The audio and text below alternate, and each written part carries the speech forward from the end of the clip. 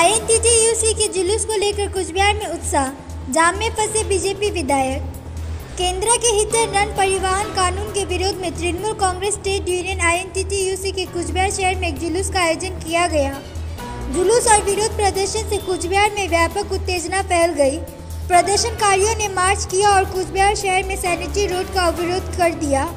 जाम में बीजेपी विधायक मिहिर गोस्वामी की कार भी जाम में फंस गई। करीब 1 घंटे तक जाम लगा रहा। बड़ी संख्या में पुलिस मौके पर पहुंची और जाम खुलवाया।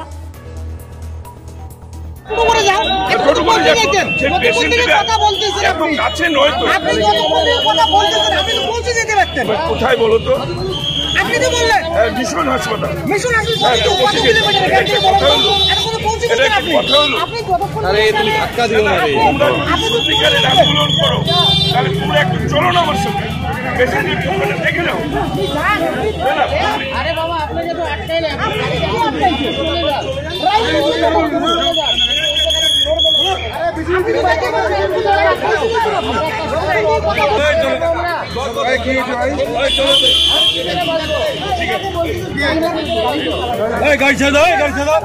আজকের বিভিন্ন জায়গায় দেখা যাচ্ছে পথ অবরোধ হচ্ছে, বিক্ষোভ হচ্ছে, কি বলবেন?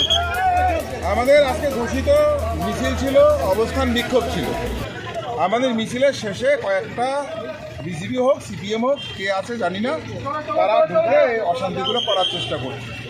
হঠাৎ করে বিজেপির এমএলএও এসে আসেন, আমি বুঝলাম না কী কারণে আসলো। এটা আসলে প্ল্যানিং, একটা আন্দোলনটা যেন বদনাম করা যায়, এখানে যেন পুলিশের সাথে আমাদের একটা ধস্তাধস্তি হয়। এটা আমাদের যারা করছে তারা আমাদের দলের কেউ না। আমাদের কাছে ছবি আছে, আমরা ব্যবস্থা নেব। আমরা ওদের বিরুদ্ধে একটা আইডেন্টিফাই করে, মূলত একটা শহরের বাদুর বাগানের কয়েকটা ড্রাইভার এরকম কাজ করতে পারে।